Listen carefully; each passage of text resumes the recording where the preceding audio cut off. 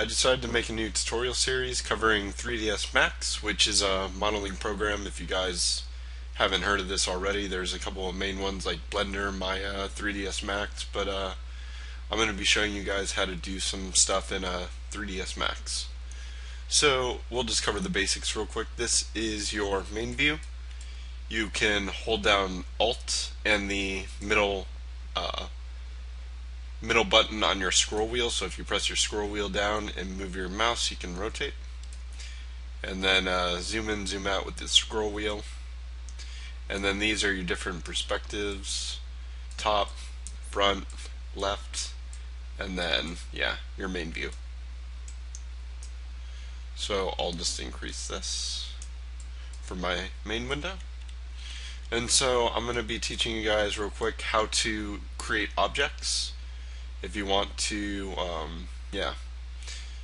So what you want to do is click on whatever object you want.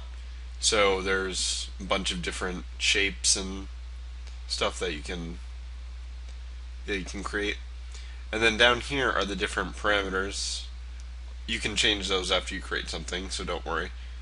So you want to click and hold the left mouse button and move your mouse to drag out for the box. And then you can release and then click again, and you created box. Now if you right click, you can click on these different objects or options like move, rotate, and scale.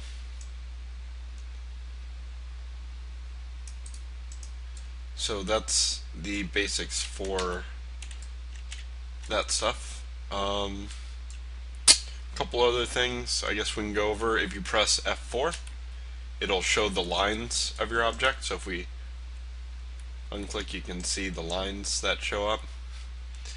And F3 will make your box see-through and just show the edges.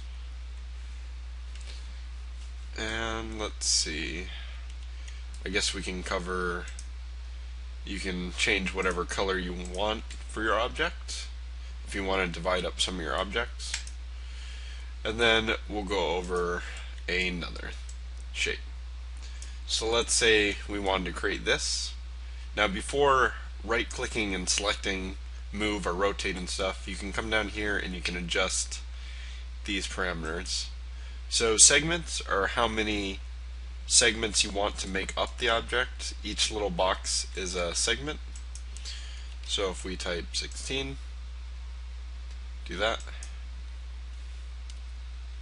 8, and see it'll keep the same shape like a circle, but the edges will be smoother depending on how high it is. But the more faces and polys that you have, the slower your game will run. So a lot of people like making it just enough so that you can make out the shape,